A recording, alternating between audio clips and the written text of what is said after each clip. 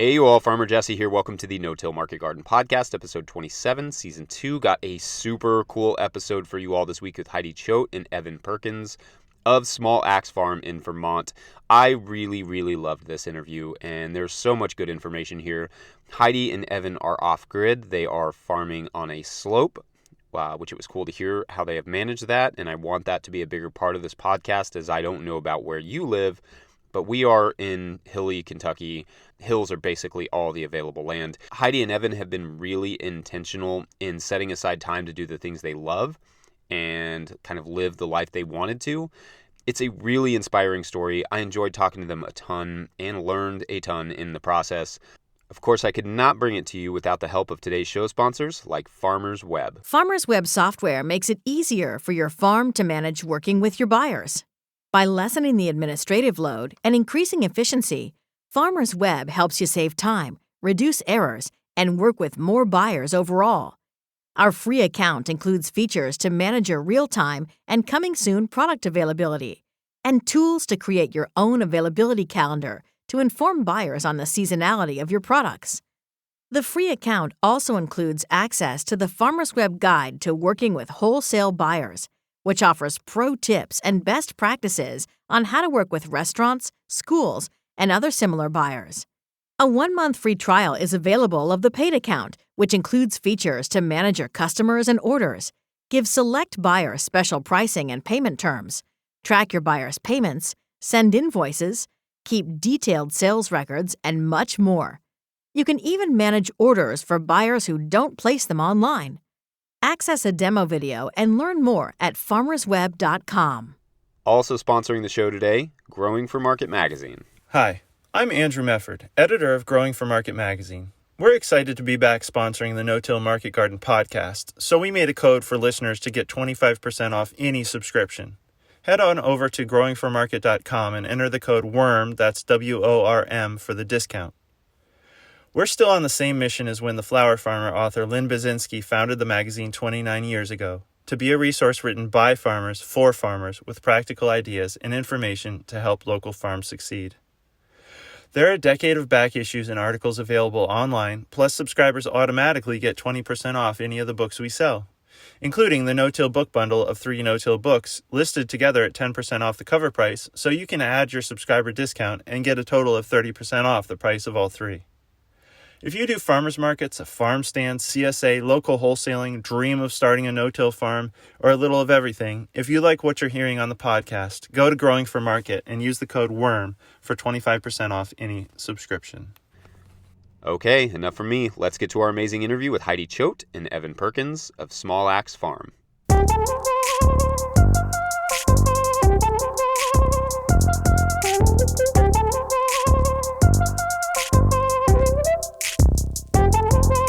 Heidi Choate, Evan Perkins, welcome to the podcast. Great to be here, Jesse. Thanks. Thanks for having us, Jesse. We're really excited. Absolutely, and I'm excited to have you on. Let's start with the farm. Where are you all located? How much land are you working with there, and those sorts of things? Okay. We're located in Barnet, Vermont, which is up in what's called the Northeast Kingdom of Vermont. So it's the northeast corner of Vermont. It's an extremely rural, fairly low income area of the state. And our farm is 45 acres, but we only have an acre under cultivation. And the rest is in forest and kind of wild pasture, orchard, berries, and other homestead uses. Cool. And then in that 45 acres, you said it was mostly woods. Did you all kind of get that land as is? Was that acre already kind of cleared when you moved in? When we came onto the land, it had really nice, fairly mature forest, and then it had about maybe 7 acres of overgrown, steep, south-facing pasture. It had been growing up for about 25 years, so it had fairly sizable trees on it, and but then some areas that the deer had kind of kept open, so there were little clearings here and there too in the old pasture. That's great. And can you give us a little bit of the history, like how you all came to that farm and those sorts of things? Well, we started sitting around the kitchen table in, I think, 1999. we just had a conversation one day and decided that this is what we wanted to do with our lives, specifically that we wanted to homestead and we wanted to make our living off our land. And at that point, we didn't have any money or any land.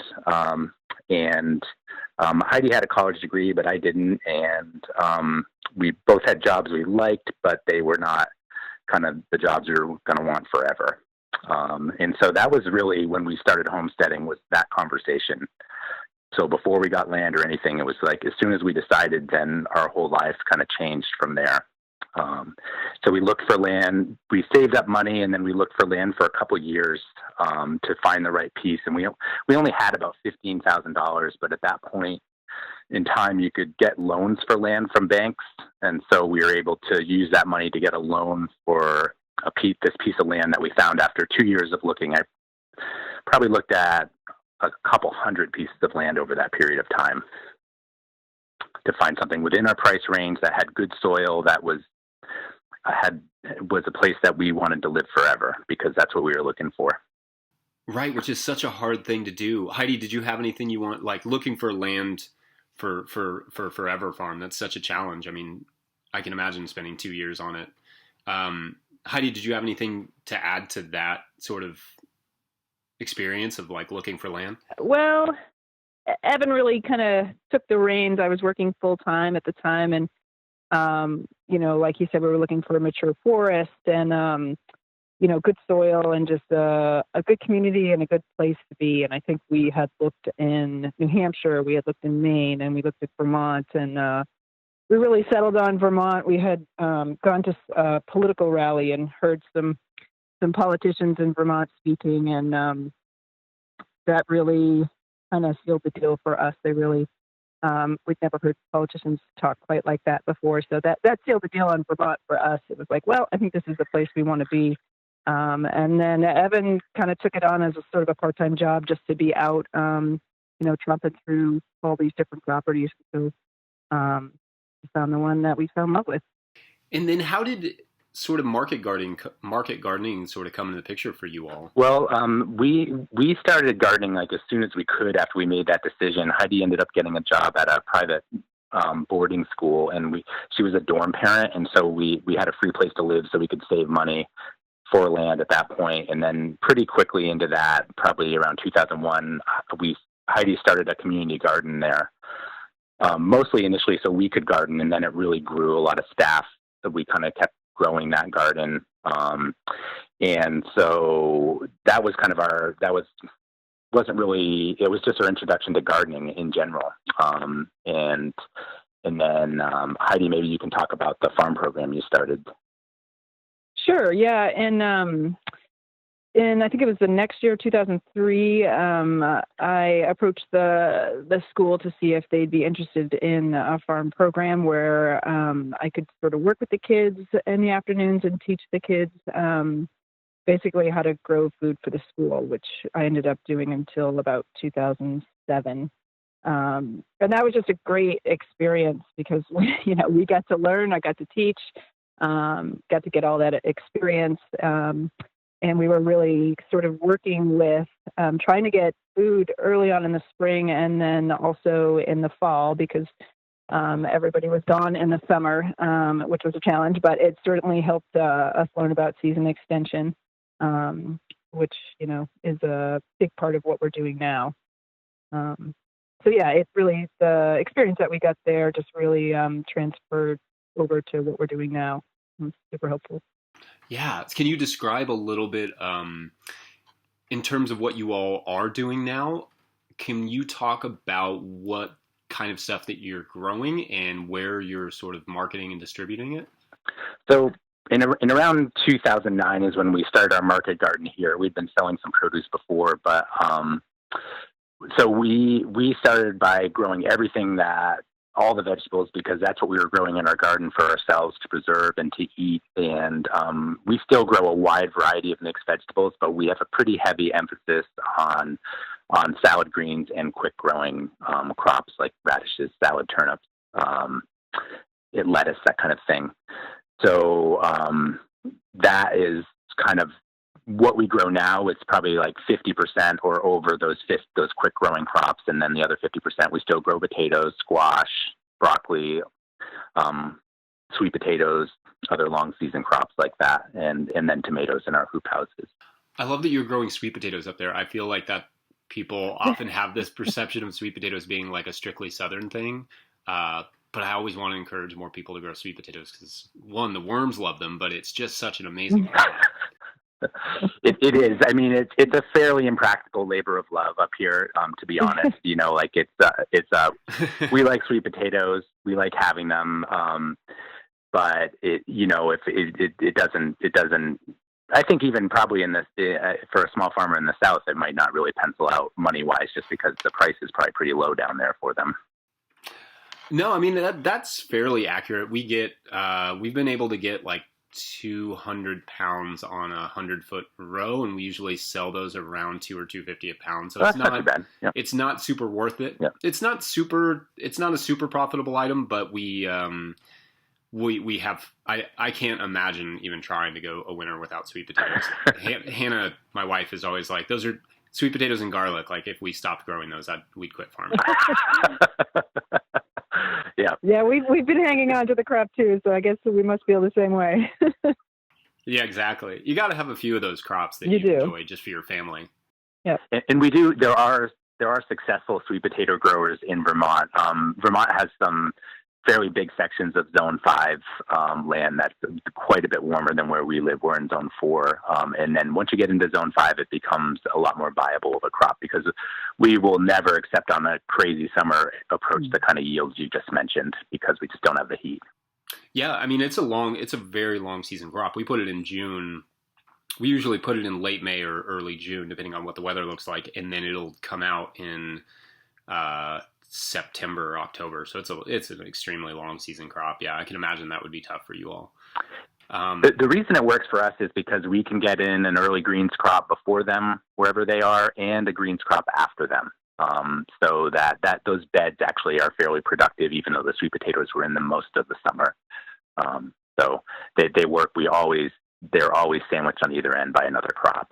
Yeah, that's cool. So talk a little bit more about marketing for those greens. So that's been a long haul. I mean, from the very beginning, when we first started, we started by selling a few CSA shares, and then to like a little local co-op, and then a bigger local co-op opened up, and we started selling to them.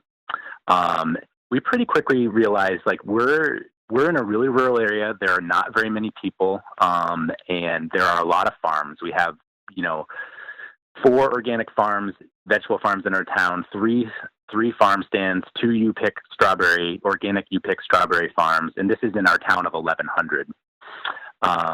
So we realized that we didn't want to sell at farmers market, and we didn't really want to expand the CSA to be very big because we knew we would just be eating into other farms markets. So wholesale was a direction that we were headed from the very beginning.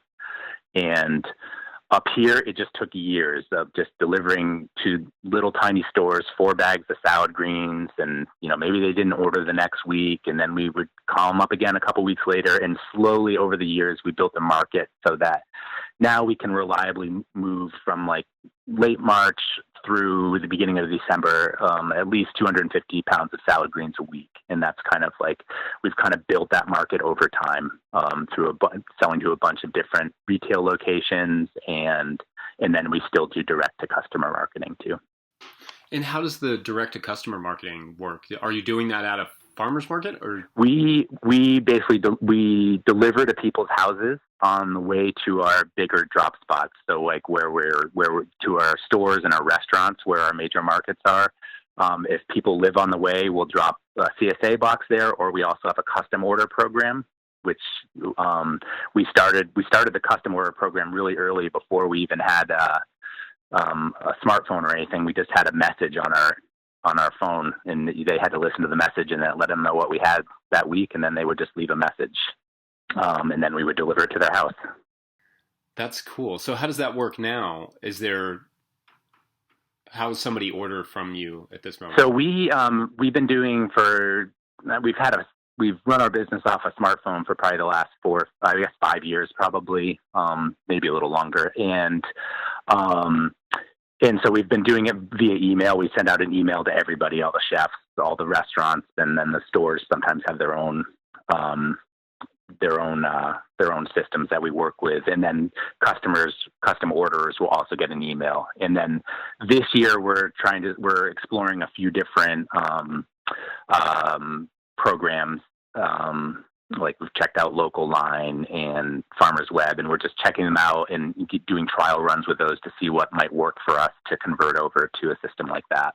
Okay, so the wholesale thing is really interesting because I was looking at your site and your Instagram, and I really love the labels on your packaging. I think it's great. Hannah said it looks like the Southern Exposure, like how they have all those crazy drawings on the covers of their seed catalogs. It's so nice. I love that. Hey, you all, while I was editing this, I realized I did not describe this label very well. So it's this cool, colorful, kind of hand-drawn illustration of their cabin with a bountiful garden around it.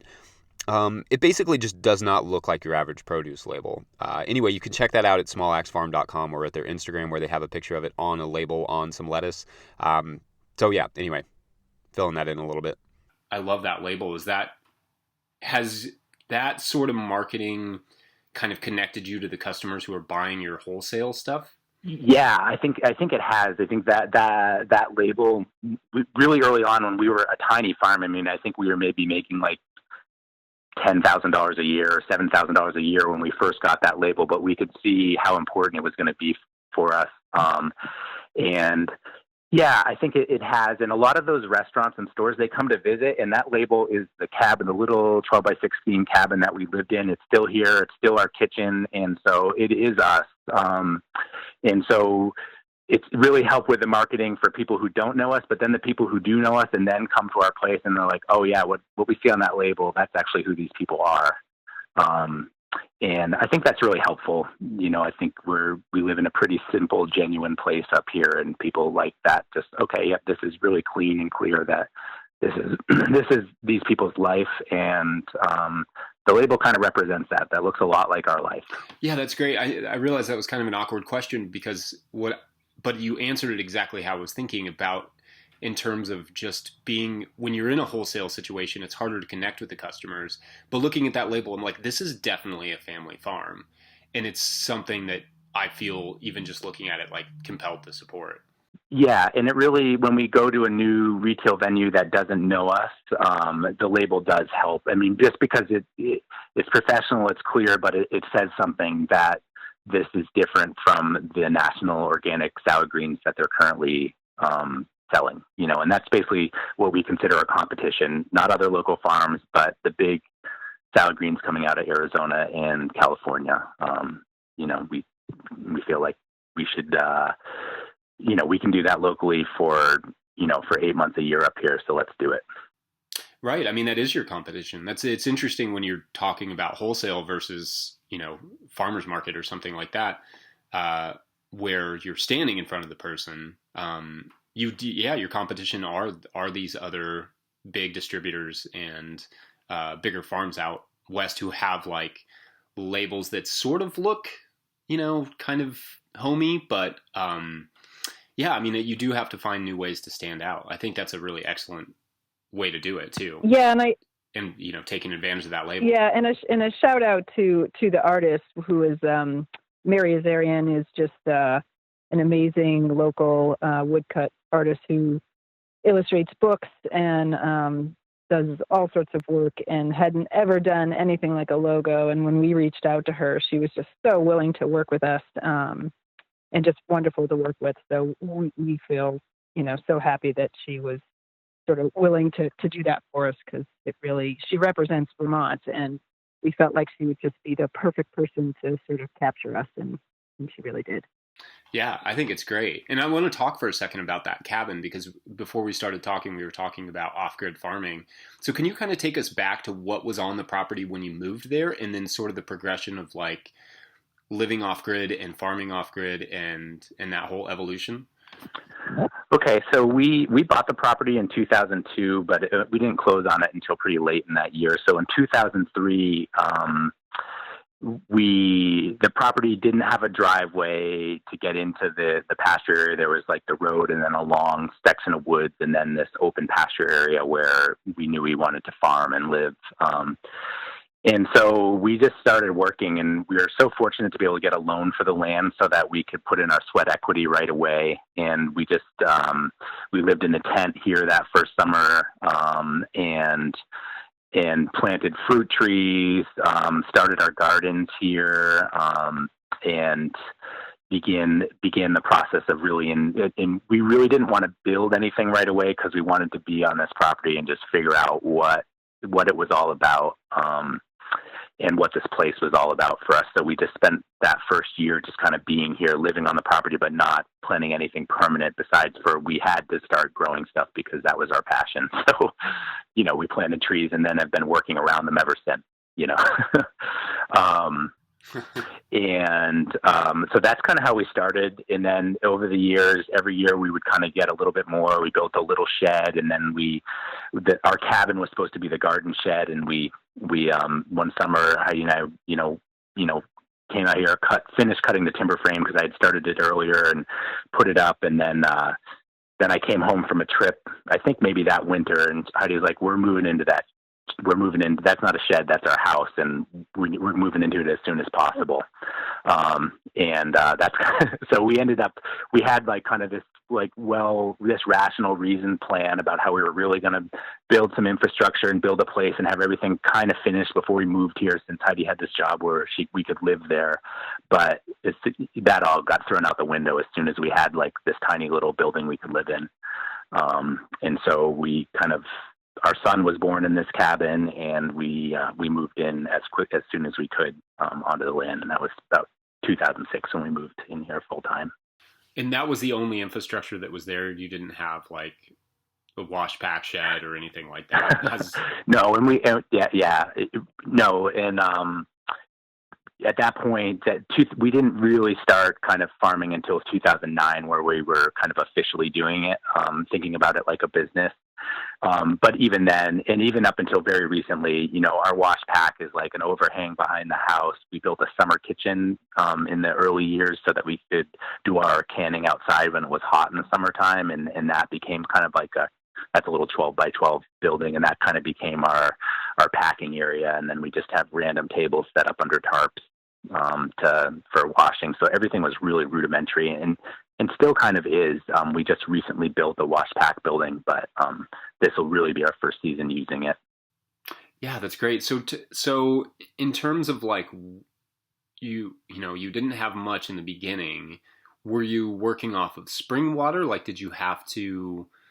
What was your water situation? Yeah, so I don't know, somewhere in there we hauled water for the first bunch of years, and then before we were farming, but we were walking in buckets of water on a yoke to water our fruit trees and stuff like that, because you couldn't get a vehicle in here. All those kind of things that young idealistic people do. And then at some point we had a dowser douse, and he found a spring on the hillside above the house, and an area that does not look like it would have water. And it turned into what was a seasonal spring. So it would run most of the year in some years, and then in other years, if it was dry, it would be dry for 4 or 5 months. But it was helpful for sure. And then I think in 2008, we drilled a well, which we could only run off of a generator, and we could just direct pump it into a cistern. Okay. And then that generator, was that a gas powered generator? Yeah, at that point. And it wasn't something that we used very much because we didn't really have high water demands before we started farming. So we would just run it once a week to fill the cistern, or something like that. Okay, and what is that? So what's that evolved into now? Well, we still have the spring, and it's really amazing water. So we use that for ourselves, but all of our washing and packing is done with our well water, because springs are kind of hard since we have organic certification, they need to pass pretty strict tests, and our spring has always been drinking water quality, but it's just it was just easier we do our wash pack with the well water now. So we still have both, but the well is more important. And we now have a big enough solar power system where pumping water from the well is not an issue. We have the power for it and rarely have to run the generator to do it. Right, and then do you have enough power that you're able to run like a salad spinner and those sorts of things? Yes, we do now. So when we have for I think it was probably maybe 2010 that we got like basically a 1 kilowatt system, so 1,000 watt solar panel system with a fairly decent battery bank, and then from that point on, that was enough to run the well pump to irrigate as long as we did it when it was sunny.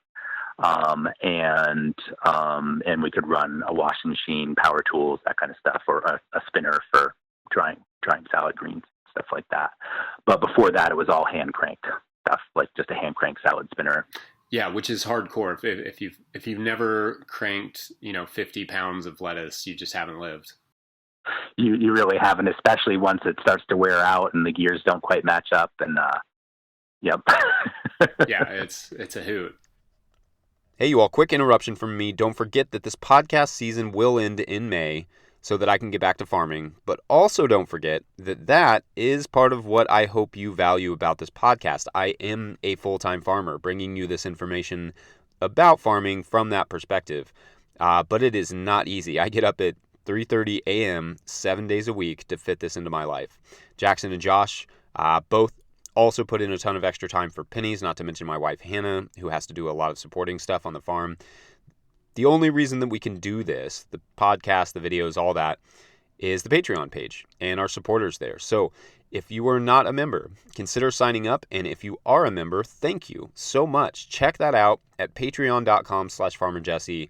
Consider signing up. You get discounts on events and merch. I am putting up the video and audio from our last event there this week, and at certain levels, or if you even just bump up your patronage from any level to any level, you get a shout out on the show. So big shout outs this week to Adam Hensley, Bob and Ann Patton, Clara Coleman, C. Mac Small, David Williams, Eric Posh, Eric Schlellner, Esoterra Culinary, Fiona and Donnie of Firefly Farm, Grant Timms, Jared Kirst, Jay Armour, Jay McCombs, J.M. Fortier, Jeffrey Hayes, Kevin Keene, William Henpen, and Christine Albrecht, both of whom came out to the event at Jared's Real Food that I just mentioned.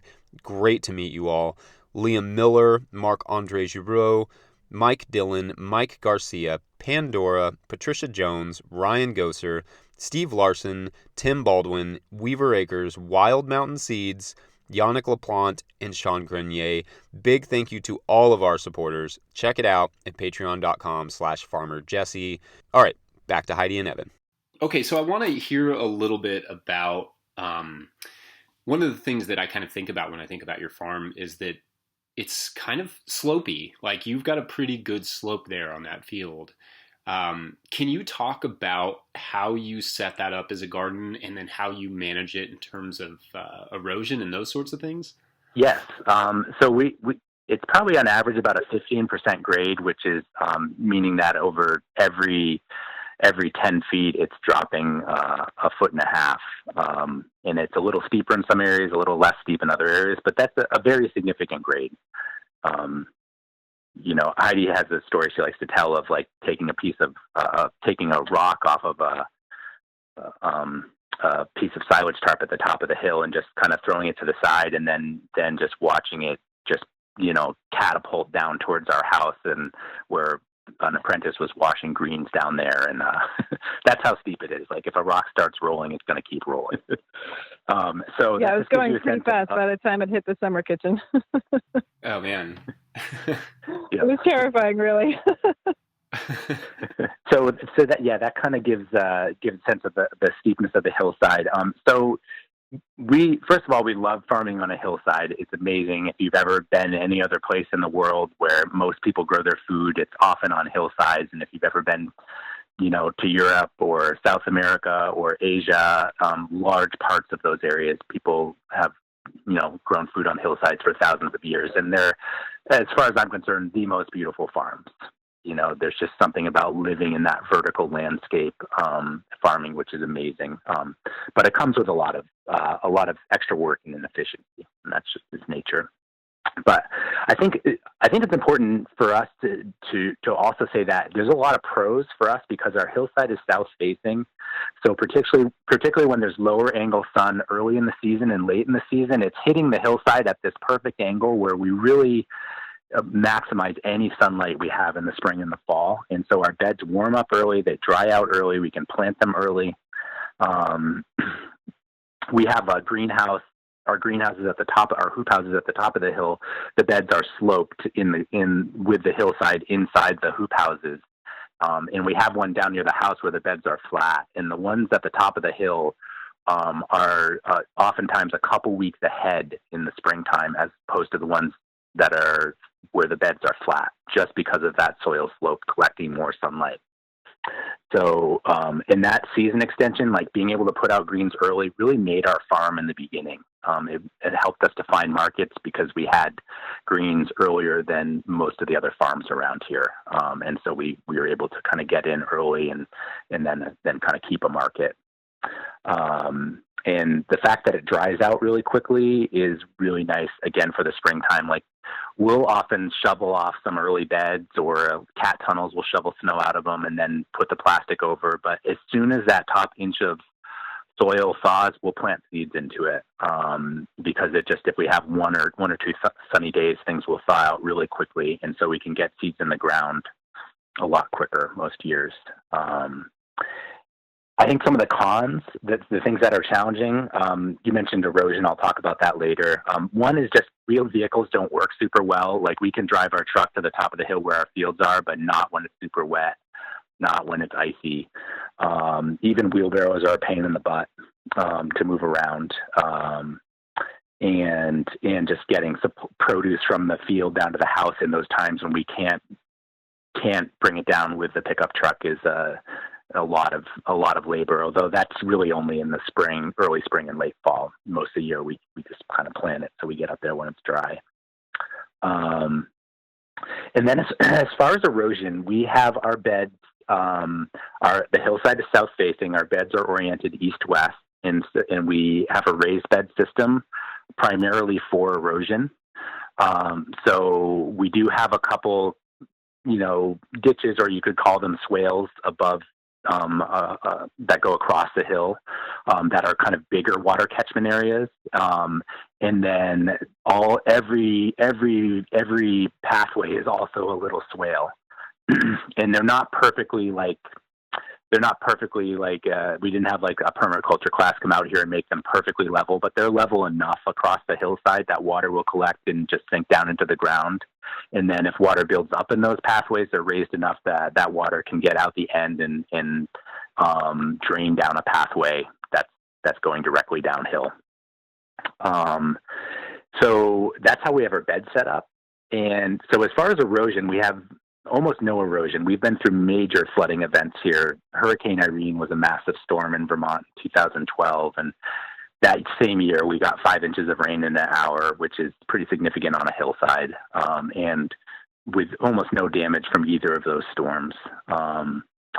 So the system works pretty well, but what it means is that every year we have to maintain and we have to take if we have a bed, the pathway below it, we take the dirt and the soil and anything that's eroded into that pathway, and we put it back uphill on the bed above it. And so we're always moving everything back uphill because it's always going downhill.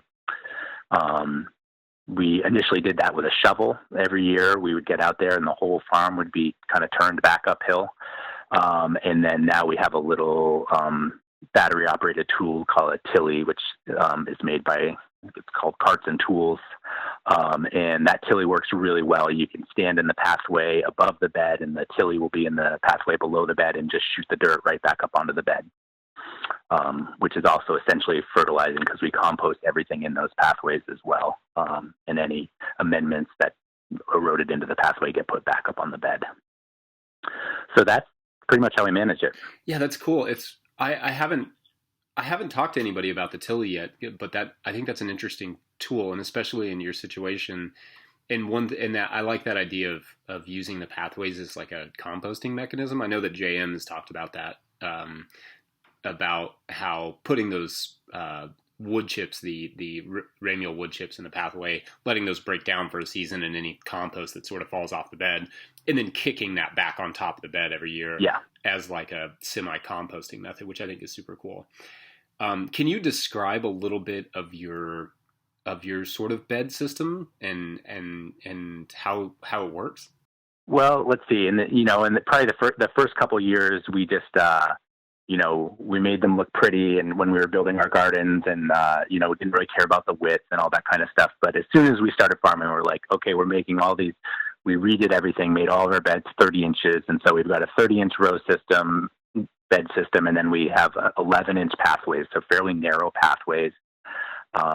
Just because all the ground that we farm is hard won. The field had been rocked by 250 years of Yankee farmers, but so the big rocks had been taken out of the field, but there were lots of stumps because it had grown up, and there still are lots of stumps in certain places and areas that we cleared later.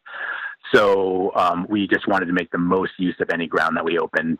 And we also kind of feel like the less ground you have open, the better. The more food you get out of the less ground, the better it is for the world. And so we have these narrow pathways that are also happen just to be the width of a shovel. So that's kind of how we have our beds set up. And we randomly early on divided our beds when our gardens were really small into 15-foot increments. And now our standard bed length is 45 feet. So 3 15-foot increments. And that was just kind of random. I don't know how that happened, but it worked out well because that's the approximate length of paper pot chains, which is the tool that we use a lot now. So our beds are actually perfectly set up. So paper pot chains fill the bed exactly. Cool. And then what does your sort of bed prep look like? And then especially when it comes to, I'm assuming it may be a little bit different for using those chains than maybe direct seeding, or maybe not. Oh, okay. Yeah. So maybe using a greens bed as an example, if we were going to turn that around and replant it with either paper pot or direct seed it, we for years have used a weed whacker with different kind of attachments on the bottom. We played around with different ones, but basically we'll take a weed whacker and we'll cut all the greens off at soil level and drop them in the pathway just below that bed. And the weed whacker naturally brings them all to the pathway. So you don't even need to rake after that because the weed whacker pushes everything in one direction. Drop those in the pathway, and we'll tend to do an 8-bed section at once. That's how we grow our greens in kind of eight 45-foot beds in a block. So we'll do that whole section. We'll first I might run through the weed whacker if there are any weeds in the pathway and just take all those off right at ground level, and then I'll take all of the greens off the beds, put them in the pathway, and then we do use a tilther if we're going to be direct seeding or using the paper pot transplanter, and then we'll come through with a tilther. So pretty standard, that's a pretty standard system. The key thing is that we leave all of our debris in the pathway, and why that works is because the weed whacker mixes it in with dirt. And so it's not just a big pile of greens that are going to rot into a nasty mess. They'll tend to, if they're mixed with soil, they break down very quickly and don't create a lot of kind of disease situations. So that's basically how we will prep our beds if we need like good tilth to get a seeder or the paper pot transplanter into it. And then sometimes we won't even do anything. And if we're just planting seedlings into it, we'll just take the greens off of it. And maybe we might tarp it with a clear piece of plastic for a day to flash solarize it. And then we'll just plant right into it.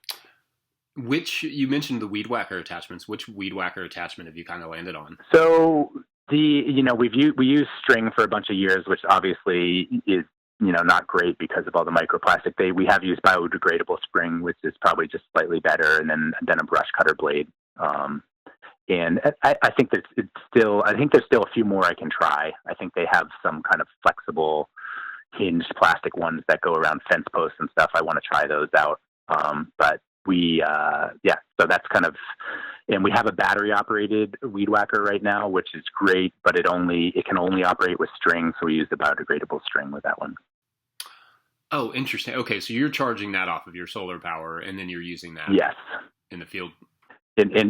And probably soon there'll be a big enough battery operated one that we can then get they'll make it so you can put a brush cutter blade on it, and we'll do that. Yeah, it's the weed whacker bed flip is really interesting. We have a gas-powered steel that we've been using, and with a bush blade, and it is super effective, and it's also super, like you said, it can kind of, I always think of like the scythe, how you can use the scythe to literally like pick up whatever you're cutting and put it wherever you want. Yeah. It sort of works the same way with the weed whacker. So yeah, it's a really effective tool. I know that Ricky and Deb over at Seeds of Solidarity also use a battery-powered, rechargeable weed whacker, which I think is cool. It's definitely a useful tool. That's great. They were actually big. They probably won't remember me, but my mom ran a health food co-op down in Western Massachusetts, and where Deb and Ricky lived, and I ended up working at their wedding, just preparing food, and they'd grown all the food for their wedding, and I was probably like 19 or something, but it was super inspirational for me, and so it was so great to hear your interview with them because it just brought back a lot, and they were just pretty inspirational people. So, and just being at this wedding where it was a huge wedding and they'd grown most of the food for it. And, so, that was a pretty cool connection to hear them on your podcast. Yeah, that's super cool. They're definitely an inspiring couple. In terms of fertilization, what are you using to sort of refertilize those beds? Okay. So we've been applying compost for years. We made our own compost and lots of it just by hand, out of neighbors, horse manure and bedding or cow manure. We're surrounded by farms. But when we became certified organic, it's more of a challenge. You need to turn the compost more and keep better records. And it was impractical to turn it as much as we would need to do to maintain to meet organic certification. So we've been buying compost for the last couple of years. But we apply compost to every bed every year gets compost, but it's not a ton at this point because there's really high organic matter in our beds. And so that's part of our fertilization. So for heavy feeder crops, they'll get heavy applications of compost, or heavy for us, not for people who use like a deep compost mulch system, but for us, quite a bit. And then we're near a company called North Country Organics, and they're like within easy driving distance. And so right, for the last couple of years, we've been using ProGrow, which is kind of like a chicken litter based fertilizer. And so we use that fairly light applications. Our rate that we use is very light because we've been in a no-till system for so long that there's a lot in there, and we don't need to be adding a ton of inputs. So when needed, we'll put a light application on that right before we tilth in our bed prep process. Just walk right down there with a bucket and a yogurt container. Basically, it'll take me under an hour to completely clear, tilth, and then replant, if I'm using a seeder, an 8-bed section, which is an 8-bed, so the 8 45-foot bed. So I've kind of got that down to be a really quick turnover if I'm turning over a bed of greens or something like that. Okay, that's neat. So, and another thing that I'd like to hear a little bit about, because you've said, we talked about earlier before we started that you've been using silage tarps for quite a while. Can you talk a little bit about some of the things you've learned and some of the ways in which you're using silage tarps that maybe others have not kind of considered? Well, I think there's very little new under the sun. So I'm sure there's people who have done everything we have done. I think we didn't have internet until like 5 years ago, and we're pretty quiet people. And so we learned how to farm from books and from our own experience. And so, when we first moved on the property, our neighbor is a dairy farmer, and he had, he kept his round bales and long tubes of silage tarp, which are 14 feet wide. They'll cut them right down the middle to get the round bales out of them, and then you end up with a 14-foot wide piece of silage tarp, which covered 4 beds with 11-inch pathways. So that kind of like also helped decide our pathway format, because early on we used those tarps to open up new ground, just putting it right on the field over the stumps and everything, just to loosen everything up, and leaving it there for however long we could. And then we used them for occultation in the early years when we were, not trying to produce as much out of the beds. And so we had the time to wait 3 weeks. So we did use them for occultation. We discovered that, 15 years ago or whenever we started doing that. And then, but primarily now we use silage tarps for seed germination as part of our process of growing greens primarily. And so in the early spring and in the fall, we'll plant our bed, we'll water it, and then we'll put the silage tarp with the black side up on the bed so that it heats underneath there, and it doesn't get terribly hot, so we're not worried about burning seeds or anything like that. And then in the middle of summer, when it's hot out, we'll use the silage tarp with the white side up to germinate seeds, and we'll do this for carrots and greens particularly. Most of the other crops that we used to use that for, we do with the paper pot transplanter now. So seed germination is the primary thing that we use silage tarps for now. It actually really started as a water conservation measure when we didn't have much water on the property and it was really hard. If we were germinating carrots for 10 days, we would have to water them every day if it was sunny. But if you put a silage tarp over them, you don't have to water them at all until you pull that tarp off.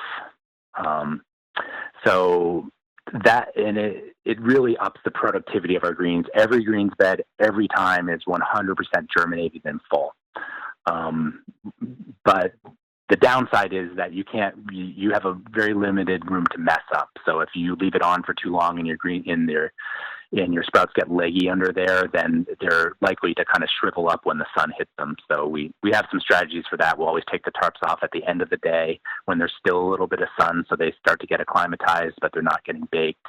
And then if we really let it go too long, we'll put a piece of shade cloth over hoops over that bed and make sure it's watered well for the first 5 or 6 days to recover those greens that got too long underneath the silage tarp because we forgot and we're busy. Right. Yeah. You have pretty sensitive crops coming out from underneath those silage tarps when you first pull them back. So I guess that's something that you would definitely have to. I mean, for us, we definitely have to consider it here in Kentucky. We get so blazing hot in the summertime, all the way through. We had 105. We were like 101 degrees in like October 7th or something. Oh man. So it can be pretty brutal. Yeah. But so you have, when you're using those, I think you mentioned earlier that you have all of your beds in kind of like 8-bed blocks. Yes. And you're seeding those. So is one tarp just kind of going over all 8 beds? We do. And then we do have a couple tarps that are big enough to cover the whole 8 beds, but most of them were salvaged off these tubes that they use to pack round bales in. So they're only 14 feet wide. So we use 2 tarps to cover an 8-bed section. Smaller tarps are also... Okay, right. I didn't do that math. Yeah, exactly. Yeah. So it's about 28 feet that we're trying to cover with an 8-bed section and in width. And so, yeah, we'll use 2 tarps. But we do have a few bigger tarps, which we got off the top of... They were used on top of silage pit, so they were bigger. I think one thing is, like, we've always salvaged all of our silage tarps, and for any parts of the country where farmers use silage tarps, like, they always want to get rid of them. They're having to throw them in the landfill, or, if they're not conscientious, push them over the bank or whatever. And so we've always gotten them all for free and taken them out of the waste chain, used them we've never thrown one away.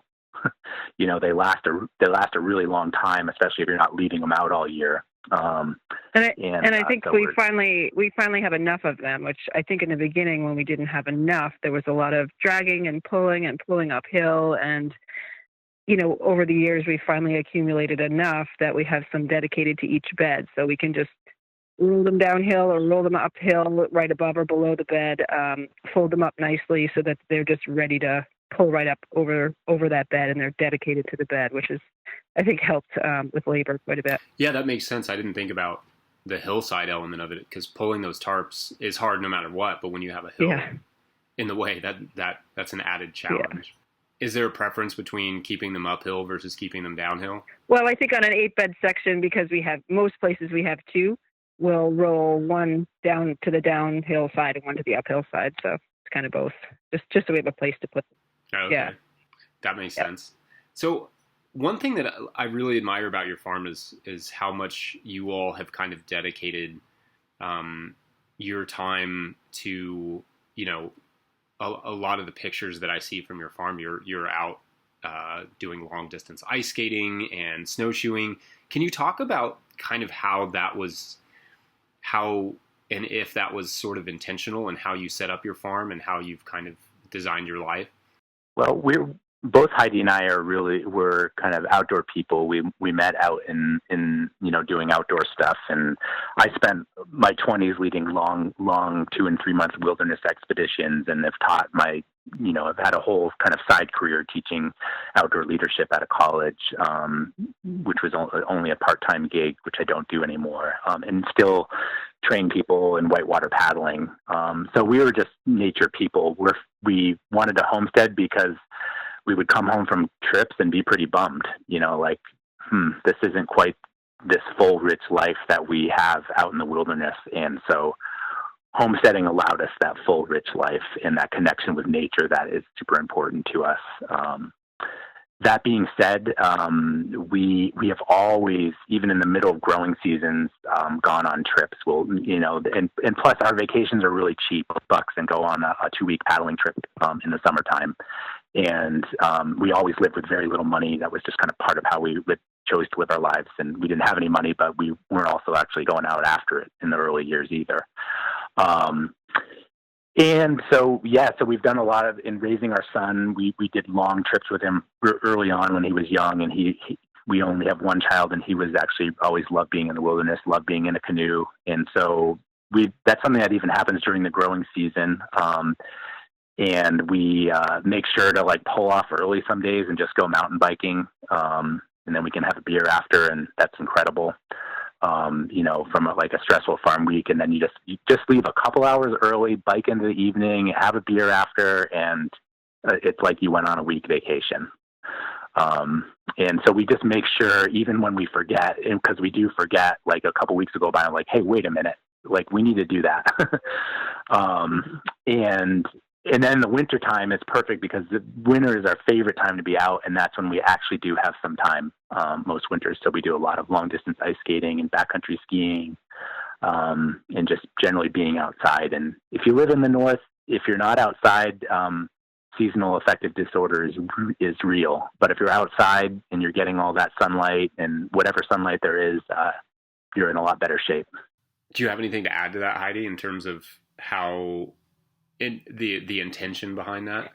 Well, I think it really keeps you sane. Like Evan was saying, when things get stressful here, and when our son is needing us and needing our time and needing our attention, and as we all know how intense farming is, we can't give him our full attention, even though we're on the farm. We're not necessarily available. I think getting in the wilderness has always been a way for us to sort of, be a family that's really, taking the time to pay attention to one another, and just sort of, being there for him and being really available, which he's always appreciated. And it's a way for our family to reconnect. It's super important for us. And I think for our son too. And are you all at the point now where you're full time on the farm, or are you having to do some off farm work as well? We've pretty much fully supported ourselves on our farm for probably the last 6 years. We've had our off farm work, but it was my outdoor work was what I wanted to do.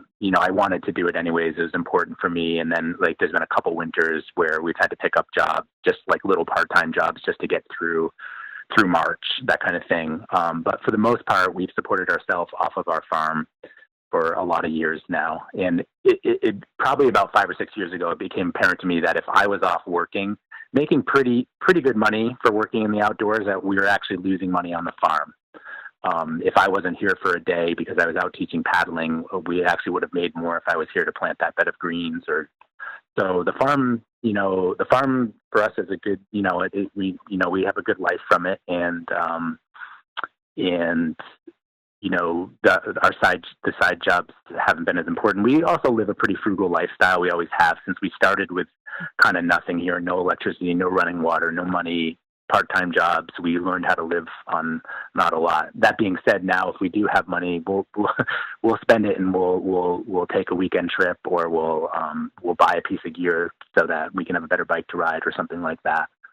But, and I think another solution was, we started the microgreens business in the winter. And I think, winter can be a pretty tough time for farmers to be making money up here. And the microgreens business was just enough to sort of make our winters comfortable, so that we didn't need to leave here and go get small part-time jobs. And it's really been thriving, and we really enjoy the work, and it's a great pace. It's definitely different from the summer, and we love the greens and we love growing them. So yeah, that's been a nice addition to the farm in the last few years.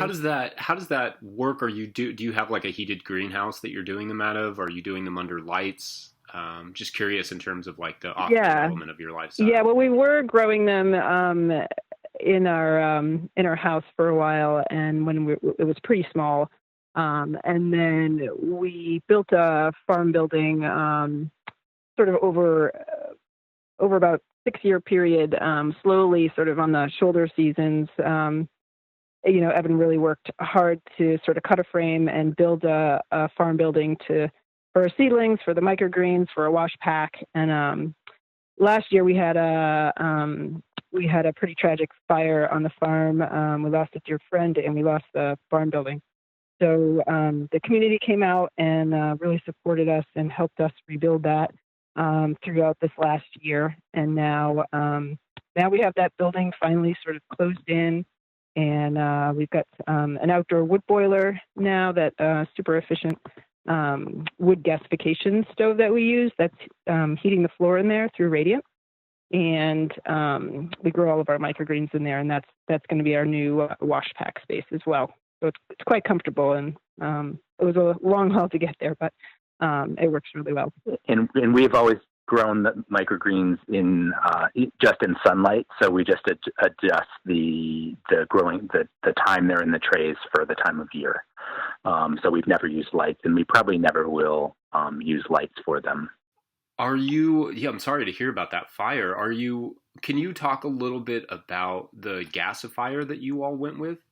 Yeah, so we're off grid, and any heating system besides for a wood stove, for the most part, requires some electricity. So after the fire, we were just really hesitant to have, we used to heat a greenhouse with a little wood stove, which wasn't really adequate, but just so we could gain an extra week. And then this farm building we heated with a wood stove, and we just never didn't feel comfortable having wood stoves in buildings we weren't in anymore. We don't even know if the wood stove was the cause of the fire. We don't know, but it just was.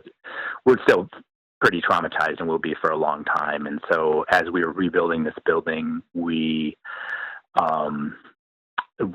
elected on this outdoor wood boiler, which kind of put some of the fire danger away from the building. And it's a wood gasification boiler, so it burns at 2,000 degrees in the chamber below where the wood fire is. So when a fan blows through the wood fire, it burns like this super hot wood gas and smoke. And so it has virtually no smoke. It's super efficient. And you can also burn lower quality wood in it, because as long as it's dry, because it burns so hot, it just burns everything up. You don't have to worry about creosote, which is an issue with burning lower quality wood. And we built our house with a sawmill. So we have lots of piles of slabs. And when we rebuilt that farm building, we logged our land again with our neighbor came up with a tractor, and we got all the wood for the land and milled it up in the driveway. Another neighbor came and milled up all the wood in our driveway. So we have these huge piles of slabs from rebuilding the building, and we can burn those to heat the farm building and then the greenhouse in the springtime. We've never had a heated greenhouse. So the wood gasification boiler was really so that we could have one stove do a bunch of different jobs: heat our house, heat the farm building, and heat the greenhouse, so that we can actually have early tomatoes, which we've never really had. And so that we can have hot water, which we've never really had. Yeah, we still don't. We still don't, but we're getting there. We're really close. Yeah, that's great. I told you all that Hannah and I lived off grid, and hot water was something that you only got from the stovetop. That's right. We still do. And since we live up north, our stove is going a lot more. So I'm sure living down south, that's even bigger, a bigger chore. Oh yeah, and our neighbors had just like a basic wood stove, a really nice wood stove, but then they had copper tubing running through the back and then into a water heater. And so that was their sort of off-grid water heater system.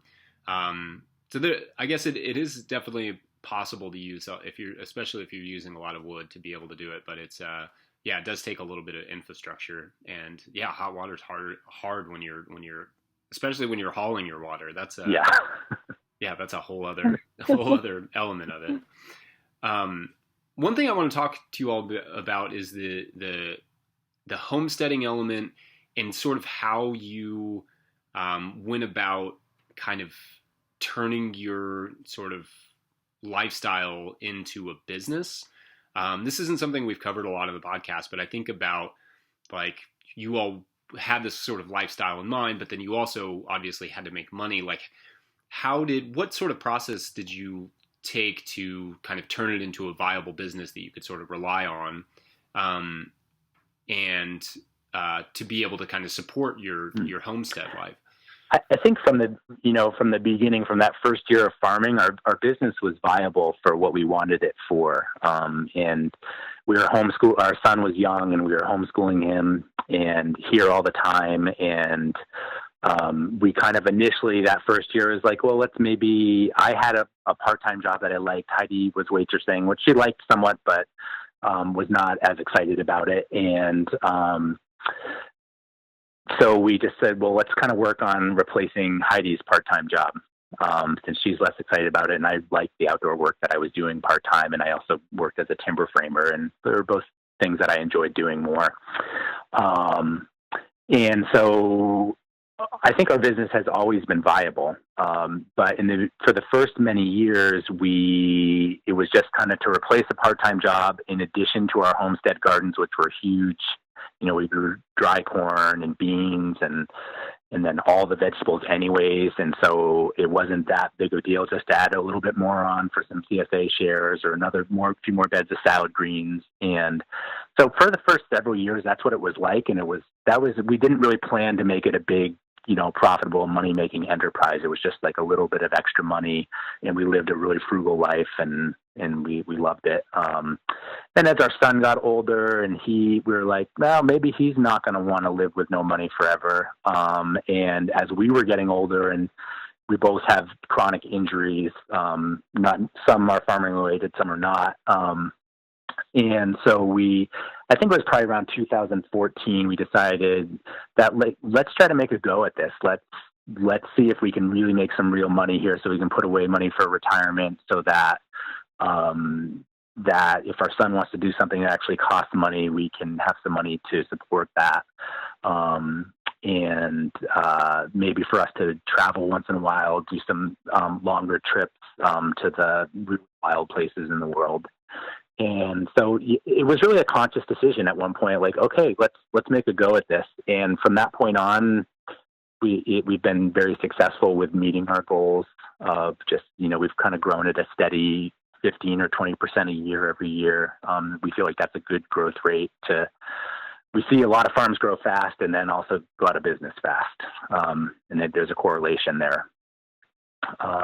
So that was it was really just a decision for us. And that was around the point we got internet too. So we had access to more information to fine tune our systems. And we realized that we had developed a lot of systems that were now just becoming popular, and people were writing books about them. We developed them on our own, because if you give people the same tools in the same situation, they're going to come up with the same solution. But also there's a lot of little tips and tricks that we learned just from watching YouTube videos and stuff like that.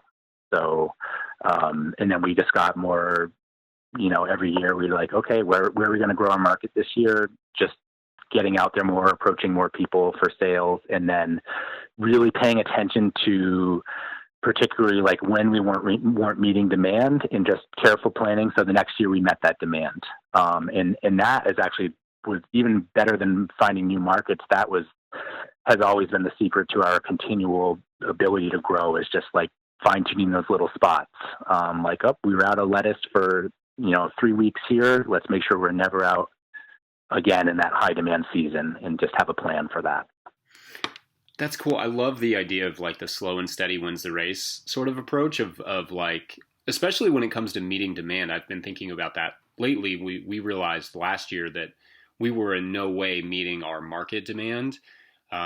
we would just sell out every week, and it was just everything we could do to keep up with it. But then we were also doing a CSA that was a little bit more work for us last year. So we realized, like, if we dedicated more energy to our farmers market, then we could actually, like, work towards meeting our demand, and that would revolutionize like what we're doing. It would focus it a little bit. But anyway, that idea of like taking your time and picking up on those nuances and then developing them slowly is a great approach to having a long-term viable business. Yeah, and I think we are a very similar situation of just making those little realizations. Okay, we're putting a lot of energy here without a lot of return, and so we've kind of taken, we've taken some vegetables that we just stopped growing them, and then. But a lot of those that we may have stopped growing, we may not stop growing forever, but we're gonna meet demand first, and then put those back into production if it's something we really want to grow or we think is worth growing. And so we kind of have this. Since it's taken a long time to get here, it's really easy for us to have a long view into the future and be comfortable with. We love growing parsnips, but we're gonna hold off on that for a while just because. We want to. That's not a good use of energy right now, but we don't have to feel bad about ourselves because we're not growing one of our favorite vegetables anymore. Right. Heidi, did you have anything to add to that?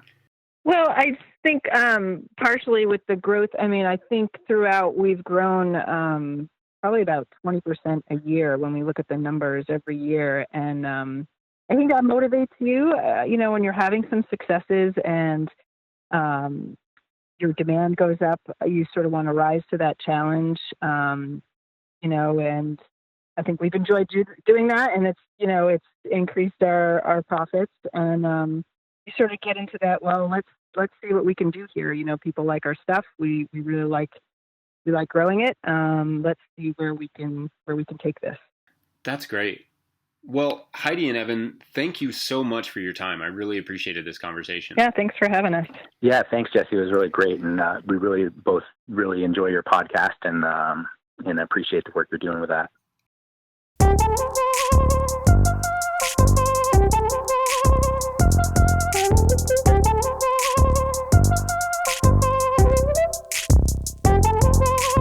All right, if you enjoyed that show, and I know I did, the off-grid homestead farm life is pretty dear to me. Make sure to give Small Axe Farm a follow on Instagram and Facebook and all the places. We will, as always, hook it up with some links in the show notes. Also, I'm tacking on several bonus minutes here at the end of Evan and I just chatting about stuff. There are lots of cool tidbits in it, so hang out for that. Also, make sure you are subscribed to this podcast wherever you are listening to it, even YouTube. Also, leave a review, but this week, all reviews must be in all caps, so it looks like you're shouting things like, "Great information, but I don't understand this theme music." Yep. Huge thanks to Jackson Roulette and Josh Satin, not just for their work, but also for their moral support and insight. This show would not be what it is without them. Ditto to my wife, Hannah, who is, as always, the unsung hero of our work. Huge thanks to Hannah. Thank you all for listening. We'll see you next week. Bye. It was really great finding your podcast because we no-till farmed in the void for a long, long time, and so it's really cool just to hear that other people were doing it and their techniques, and we've really appreciated having just a podcast focused on that because we really believe in it as a way of farming, and so that's been a really, really cool to watch in the last few years. Getting its due, at least in the market farming field anyways. Yeah, I love that. I like finding folks who have been doing it for a long time and have felt like, so many, if you talk to Jay Armour and all the people who've been doing it for years, they were like, yeah, we were the weirdos. Like nobody took us seriously. And yeah, it's great. I still feel like every conversation I have, I find something completely new that I hadn't been thinking about, and or at least a new take on an old idea. Especially like you were saying, utilizing those tarps so much for seed germination. I think that's something that like probably on people's peripheral, but to hear somebody actively doing it and kind of a system for it, that's huge. I think that's super helpful. Yeah, and I mean, that was really an off-grid solution at first, and then became a production solution. As we realized it really did increase production. I think one other thing that I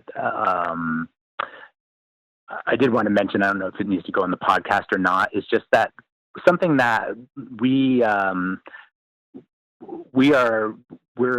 believe in nature, we believe in natural systems and how they work.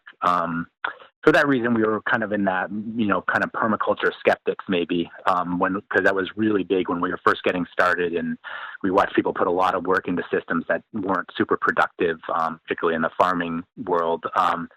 But we really try to farm with nature, and one thing that's been like really changed our farm is like we had draft horses, and we logged our land with draft horses for years, and they grazed all the pastures around the field.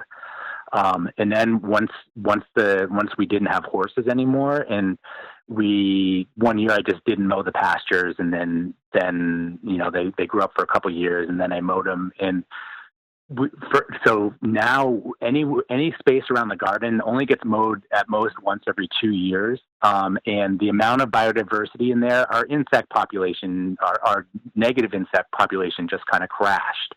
We have very little just pressure from cucumber beetles, flea beetles. We have those things. They're here. Colorado potato beetle. They're all here. All the pests are here, but they don't tend to thrive. And we really, having that wild pasture right near the gardens is something that it's anecdotal, but we attribute it to that. It was like a direct cause and effect of like having this really biodiverse, insect-friendly place, like right next to the pasture, right next to our gardens.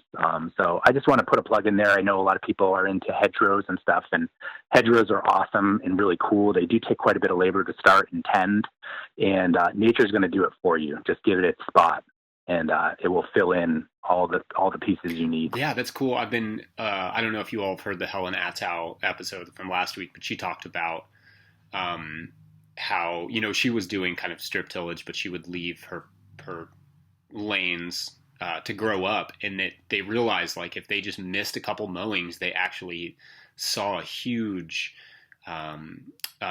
beneficial insect benefit. Yeah, that it was great habitat, and it's like those little things that you never really think about, where you're like, yeah, it looks like messy, it's overgrown pasture. That's kind of inspiring, because honestly, our sheep have been taking up a lot of time lately. They take up all of my time in the winter dealing with our sheep, and they're not.